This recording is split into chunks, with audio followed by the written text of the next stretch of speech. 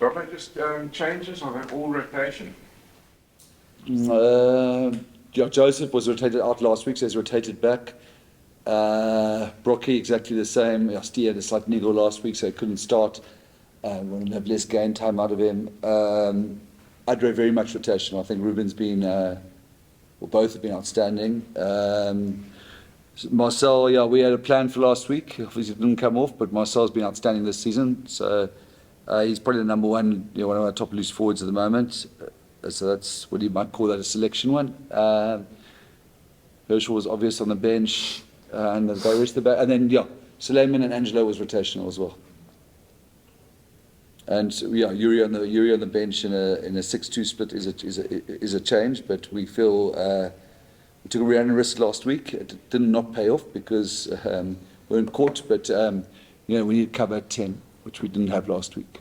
And obviously, you guys are a bit on the back foot because you've travelled, Yeah. And we saw previously with Munster that the travel said you took a toll when you came home from the league game. So what kind of space are the guys in? Yeah, look, I think good. It hasn't been a pleasant week for us with that result, that score, with the travel. But there's a real determination. I think none of the performances have lacked any form of effort or anything. It was a really tough evening, but there's a determination to put it right tomorrow. If we get through tomorrow, and next week 2 home games, and if they go like most URC games, then we'll be in a different world. We're 3 from 5, but it makes tomorrow super important. So I think there's an element of understanding the pressure, but also, we haven't played a game here since beginning of May, maybe, or Lions at 1st of June. So to be back here is fantastic for us, and we're excited, and it's a nice opposition, and the field's in great shape, and we're looking forward to that. Yeah, just on that, the Munster Challenge, you guys, that's been a bogey side for you guys. You guys played it 4 times. Unfortunately, you haven't beaten him. Have you guys had chats about that in this week? Because, that sort of must be a motivating drive for you guys to sort of get that bogey off your guys back. And you're playing at home, it's your first home game as well, so. Yeah. Look, I don't think, if one looks at the performances and the scores and how everything, we have lost them. We lost the league game 26-24. We lost here, which is at the end of our home record.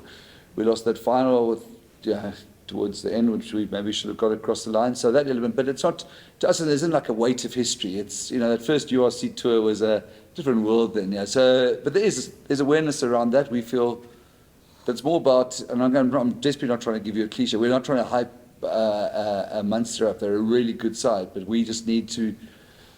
We need to be better, and we do want to overbreak. We do want to stop the trend. So it's not like a Boston Red Sox where they had, whether it's a 80 game or 80 year history before they win the World Series. We don't feel anything like that, so we haven't talked about it too much. And just last one, Robert.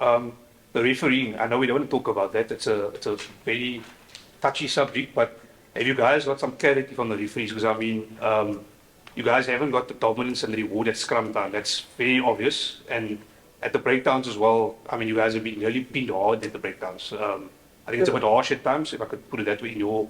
Yeah, we have. We've just finished this. We just had a conversation now with Tupper, trying to clear some things up. And the source of frustration is pretty much on those 2 areas that you suggest.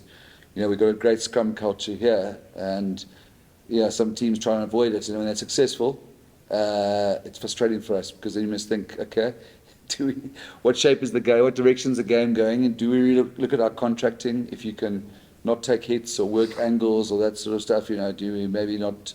So that's it's an important ongoing discussion. But we really had a good chat with Tupper now. So thanks. Tupper, just the importance of this game, probably the continuity of the squad hinges on this game as well.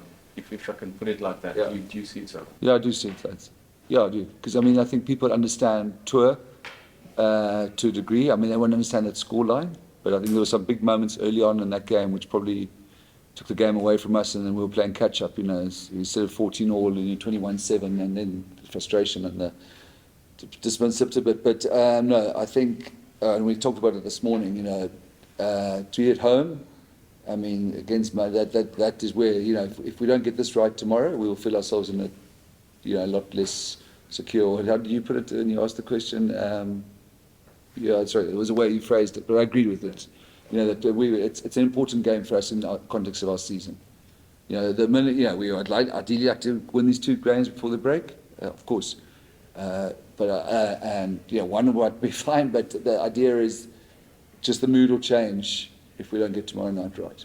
There's no question. And speaking about that break, it's a tough one because you got these 2 games now to try and build momentum. Then you get that break, and then it's Champions Cup and a host of SA derbies. Just on that break, do you have anything planned for the guys? Yeah, we do need a break, a circuit break. So there'll be the guys who I think it's actually 4 weeks, isn't it? The guys who didn't play, who played the Currie Cup will take 3 weeks right off. The guys who didn't play in the Currie Cup will have 2 weeks right off, and then we'll have 2 weeks. They'll have 2 weeks to prep for the Sharks game, which is going to be a hell of a game. I mean, if you look at that team, so you've got 4 Springboks on their bench, 11 World Cup winners, 15 in total, or whatever it is. That's going to be a hell of a game. But I'll tell you right now, it's tomorrow. Then just getting back to Cape Town, I know Dobbo said now it was a bit of a tough week, tough travels as well, but just touching the stadium's grass again, getting to train here, what does that mean to the morale of the squad? Yeah, I think, look, it's obviously coming in on us. We were off on Monday, came in on Tuesday, and it was a bit of you could feel the guys were a little bit down, but as the week went on, the guys got a lot more positive, and the guys are obviously really keen to get going back at home this weekend. I think, we're under no illusion that, we're sitting bottom of the log at the moment, but I think we've had the talk between ourselves. It's early stages in the competition, and I think we've been off to worse starts at Dobbo. It could actually be one of our better starts in the URC, to be honest. So we've dug ourselves out of this hole before, and the guys are keen to do it again. It's really good to be back home, man. Dobbo, the last time I think you guys were in a situation when you actually went on to win the tournament, it was a game in last year. Yeah, that's what the Lions. Do you feel that you're in a similar kind of situation? Not really. I don't feel we got the knife to our neck like we did after last year's tour. We got 1 win out of 3. We should have got 2. I certainly don't feel that. I certainly feel like we're highly energized and doing lots of things right. With that game, your point is right. I mean, we had Tom in that game. We won all the possession and territory. I feel like we've quite well evolved since then, Nani. I don't feel. They were to lose 37-19 at home to the Lions was devastating. I don't feel like we're anything close to that now. But tomorrow, the noise will increase. As much as people say it's not the noise, there's no noise around the team, and disappointment will increase, and that's the stuff if we don't get tomorrow right. Just last one, Davi gave us a bit of an injury update in the week, but just in terms of Stephen Kitsoff, I know you said his neck injury is quite serious. How long is he out for? No, we have to wait till 6 weeks, which hasn't come yet. Look, I can give you the technical. There's a thing called an ADI gap, which is the top of your neck, which is it's a measurement. It's a factual measurement, and so they wanted to measure that where that was after 6 weeks to see the improvement, and that hasn't come yet. I think it's it must be the next week or 2, and then we'll know. Okay, yes, conservative, he's back in this time, or there needs to be a surgical intervention, and that's out for 6 to 8 months, or whatever it reveals. But it's just where that injury is something you've got to be super conservative with, because it's the most dangerous area. He's magic, absolutely training fantastically. Just needs the medical clearance that he can actually. So he's allowed to train, but the second that he gets on the field, then obviously his insurance stops, which I think will stop soon anyway, because he's going to get cleared. Medical clearance isn't something you can, you can state that Mike de Vries is a vegetative state. You need, but the doctor would have, they can't actually lie about, what I'm saying is, so the medical clearance is imminent. Once he's cleared medically, then he will stop playing for us, and obviously insurance will stop. It's a remarkable thing, from a guy who almost lost his arm 2 years ago, to he's actually outstanding, he's training outstandingly, contributing to the squad. We're very excited. The sooner the clearance can come, before I was a bit worried, hopefully they don't clear him too soon, till we're entirely sure, because of the risk. But now yeah, hopefully in the next month or so he's cleared and playing, which is incredible. Just last one logistically. Have you guys got any clarity about the Bulls, the first round one? Is there you guys got clarity about that? I think Mike can answer that. I don't think it's been announced yet, has it? No. It will be that first week of February. I think, I'm pretty sure it's where it is in that, or It's a home game for us. home game, yeah. Yeah. So it's early Feb. I've got, but it hasn't, yeah. Any last question? I just want to ask, this is from Dan. I had an interesting chat with Josh Strauss on the weekend. He said, obviously he played for Glasgow Warriors for a long time in Scotland. And he said whenever they play the Irish sides, they, especially at the breakdown, is it's different to the other sides. Now, do you experience something similar on the field, especially in the contact areas? Yeah, look, we are yet to face an Irish side this season. Obviously, Munster the first one of the season, but we know from their national team and their club teams, it's something that they focus on, just making the great. Everything is a scrap. They want you to have a scrap at the breakdown, and I think they're really smart in the way they do it. They're really good at it. They do it in a legal manner, just kind of borderlining getting away with it, and. I mean, if they get away with it, then by all means, I think they do it really well. Make it tough for our nines to clean the breakdowns. Dobbo, one thing that, unless I missed it, not really spoken about yet, is the captaincy and decisions you made around that. Obviously, Salman being with the box and Steve injured, and Nietes was captain last year. So, what was your thinking? What is your thinking? No, forward we are very happy with Dan as captain. He'll stay as the captain. Yeah, look, I mean, we got to, as your point is, Saman's a guy who just captained South Africa a few weeks ago. If he comes back here, then I think there's Dan will be the first guy to admit there's a conversation to be had how to work. So I don't want to say Dan's the captain the whole season, then Saman captains 2 games or something like that. Yeah, but Dan is the captain. But I just want to be really respectful to Saman, and Saman's got a massive leadership role to play. So I suspect if Saman came back, we would have a chat with Dan and work something out. But he's captain South Africa, was our captain last season.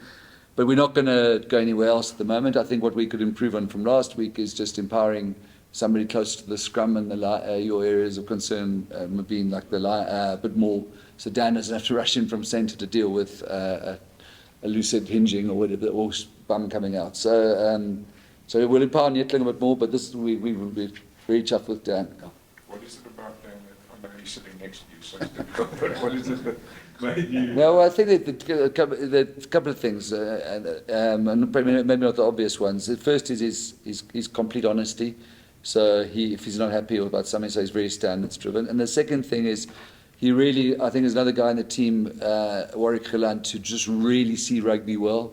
And I just felt like we had a tradition of emotional forward leaders, which is great. They can fire a pack up and lead by example and move bodies. But somebody could see what is happening. Like I used the analogy with the referees now. We want to try and fix the plane while it's in flight. Not do an air crash investigation. And that's where Dan's really good. The defensive, he knows everything, the pictures he's seen. And he's got the complete support of the players in terms of his work ethic and his technical knowledge. So we wanted to probably make it more cerebral. And somebody's got the respect of the players, so that Dan asks people to do things.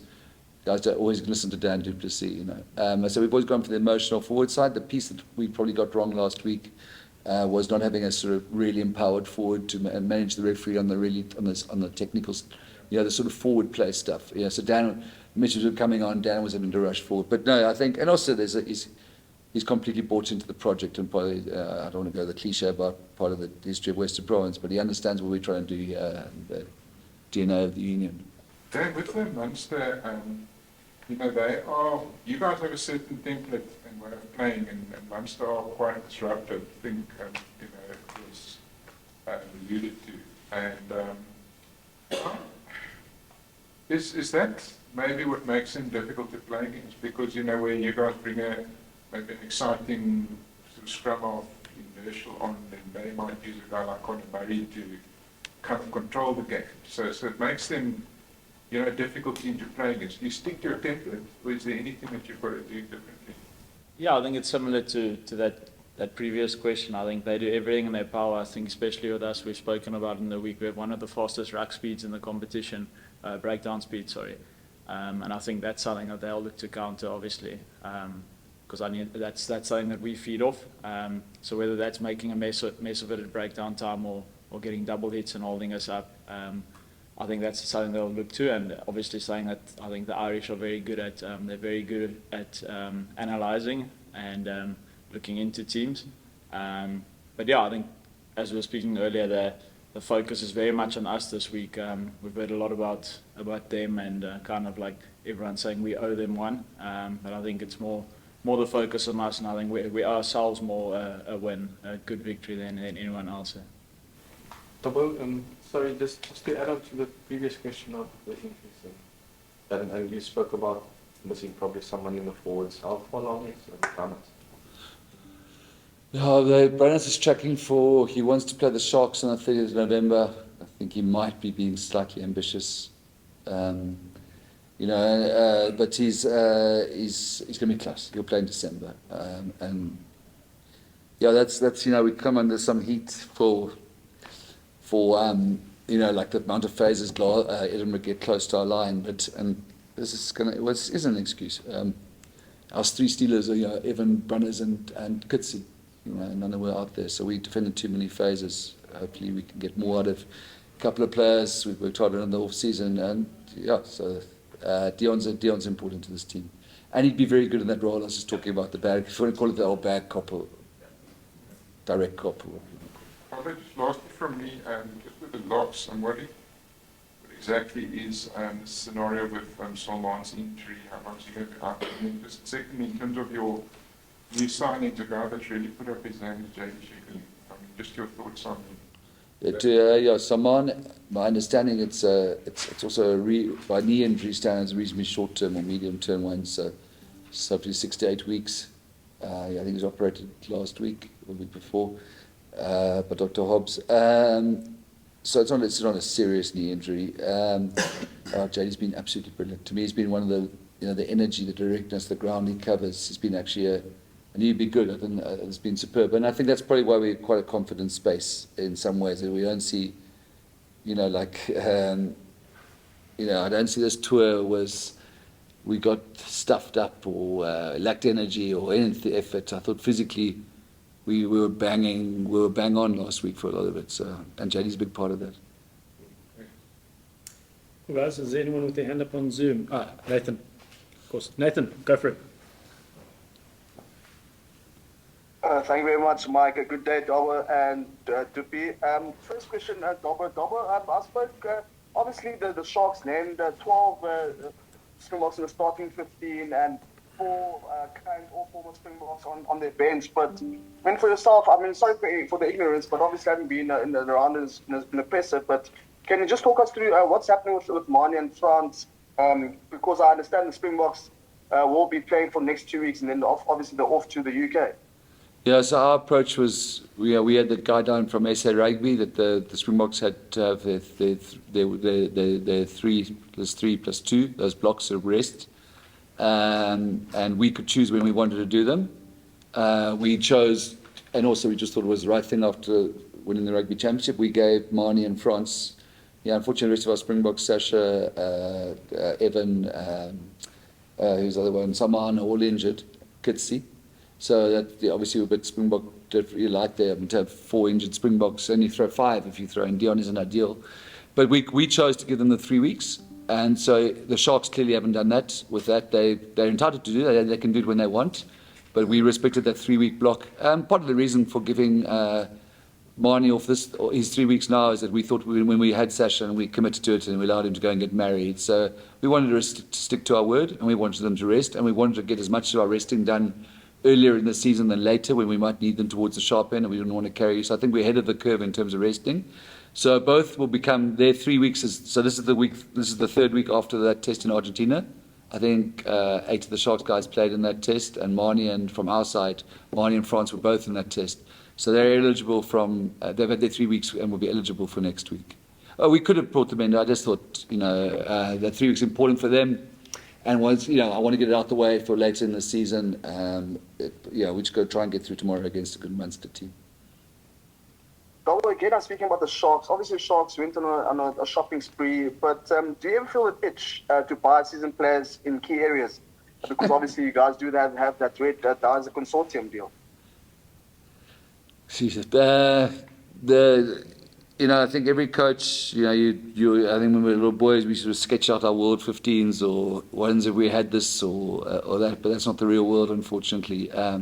Our consortium got a really good long-term plan for this union, and that's one piece, and that it must be sustainable. It can't be dependent on, a certain individual or anything like that, like happens in football. So I think that I've completely bought into the sustainability piece. Another piece I've bought in is that we've got a squad of guys, and every time you go and say, listen, let's take, I could think of a stupid example, I can't think of a decent example now, but because just trying to work it out position-wise. Bandiaki wants to come to the Stormers, and he might be the world's best 12 at the moment. I'm not sure he is, but I'm sure he's not. But then, sorry, Dan. And then that's what goes against some of the values we're trying to get in this group and the team and the project with Cape Town. So, yeah, I mean, we'd like to have more depth in some positions. Losing Kitsi is a difficult. You've got the world's best Lucid, and suddenly you're going, he's not here, and then it's, obviously then that's when the itch is there, because that's very, very hard to replace. So, you don't buy that. That doesn't come through an academy in 2 years. That's a body of work of 10 years. So that there is, but we are completely aligned with the ownership and developing the sustainability of this project and the alignment with the city, and that we're not going to go on some flash Galactica model. I think there'll be conversations in the off season that these are clear and obvious holes. We don't have that within our squad. Chat with other coaches and the players, and then we might have another conversation. But we locked and loaded for this season. Just really bad luck about Kitsi, but we haven't had him we didn't have him for last season either, and we got the most scrum penalties in the URC by some distance. It's not going that well this year. Yeah. Apologies, No. Dobber. John Plumtree actually gave you a compliment yesterday, saying that you've actually got a quality side. Now I asked him yesterday, does he feel a bit of pressure personally to get results with his team? Obviously, you having a quality side, do you feel pressure yourself personally to get results in the field? Yeah, definitely feel pressure. I mean, we don't enjoy that Edinburgh thing, but there's not a pressure from. There's a deep understanding from the ownership that we are spending well beneath the South African salary cap, and that is going. That limits to how far you can go in a competition like Europe. I think there's a good dollop of realism while we make this Stormers rugby sustainable. It allow us to invest more in the squad. And keep investing more in the squad is not just outsiders, it's keeping, because like somebody like, let's take Saman or BJ Dixon coming off contract, those are important guys to keep here, and that'll cost more money because there'll be international demand for them. So look, I think there's a realism that that if you're spending X million less than some of your direct rivals, that you can do your best to out-coach, out-manage, out-motivate, and I think we've probably overachieved in some respects over the last 3 seasons, but and we still want to compete. But yeah, we have to also be realistic as to our position. Dan, as a leader, the captain of the side, what would the message be for your side? Obviously, it's been a tough road thus far for the Stormers. I mean, what would be the message for your team prior to the game on Saturday? Yeah, I think, as I said earlier, I think what we spoke about in the week, that it's early days. Sorry, a log position doesn't mean much this early on. We spoke about even Munster that this season they won the competition. I think they ended quite low and they actually struggled at the beginning of the season. But again, as I said, the focus is on us. We don't want to focus too much on the other teams. And yeah, I think I've got a good group of leaders around me. I'm fortunate to have that, and we obviously set the foundation for the team. But the guys are looking forward to this weekend, and all the focus is on getting 4 or 5 points this weekend. And then finally, Dobber, what will your expectations be from Munster's side, and will the Stormers get the first crucial win against Munster? I can't answer the second question, but we'll be doing everything we can to. But the first, no, listen,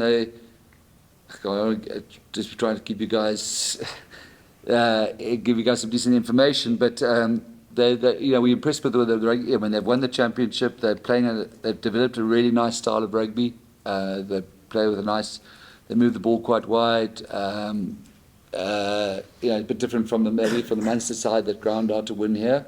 They might come with a similar rugby tomorrow evening, I don't know. But and they're typically Irish side, really good phases, really good attack structure, really hard to get in at their breakdown. They get the two guys over the ball quickly. Very proud team. We in some ways very similar cultures. You've been to Limerick, you see the flags hanging out the window and all that sort of stuff. It's a rugby city. And they have got the rub on us, the thing, but I could tell you a rude joke now, but I won't. But we're going to be doing our best. I'll tell it to you afterwards. Cool, Nathan. Thanks, mate. Angus is last before we end. Thanks, Angus. Thank you, Mikey. Afternoon, Double. Afternoon, Dan. Double, you mentioned earlier the games against Munster at DHL Stadium were all within 7 points. Are there any areas in the game you might have identified that could turn tomorrow's result into a positive? I think what is really important from past experience was our work around Stephen mentioned Conor Murray coming on, our contestable game. Those 2 games in Cape Town, we lost the aerial battle. That's really important. We know they come with really clever plays around the line-out. Saw some great ones last week. So that area is to be really sharp on. There was a hell of a scrum battle last week as well, with 2 teams going tongs. So we want to develop our reputation for ascendancy there, being the best scrumming team in the competition. So but we've got the best line-out in the competition. Dan referred to one of some of the fastest ruck ball. They're a good contesting team as well. Tide Byrne, John Klein, Gavin Coombs. It's a really good pack. So we're going to have to be really sharp there, all the set piece stuff, and then handle the contestables. I think defensively we understand what they're trying to do in attack, but they may present a different picture tomorrow. And you opted for a 6-2 split again this weekend. So is the plan to first outmuscle Munster before going to run him off the feet in typical Stormer style, or what is the idea behind the 6-2 split? Well, we firstly with Damien there and Suleiman, we had a lot of cover, and also we got really good all-rounders. And Dan and Ruan and I got serious mileage. They don't have to manage their game time any minute anyway. So, it's really just injury cover that we need in the back. Because if Warwick went off, Damien would start in 15. If Damien could go to 12. If somebody Ruan Suleiman could go into 13. So we were pretty relaxed around the need. It's sort of injury cover. So then you look at the forward impact, and that's where you're right. I'm not sure we're going to outmuscle them, but we're going to have to work really, really hard. I mean, I think all the breakdown, all the set piece stuff is going to be a real battle. So that was our thinking, that was our thinking. Thank you, Robbo. And Thank the last one for Dan. On a light-hearted note, how do you find the captaincy so far this season? Yeah, no, I've been enjoying it. I must say in the beginning it was something just to adapt to. You have to be more aware of your surroundings. And so aware of what's happening in the game at all times, where usually you can just relax and not think about it. Obviously, you got to have a lot of comms with the ref as well. But as I said earlier, I'm lucky enough to have a good team around me in Ruan, Brocky, Nietling, guys that are really good leaders in themselves and have obviously stood by my side and I've been really enjoying it up to now. Yeah, thank you. Cool. Thanks, boys. Thank you very much, everyone.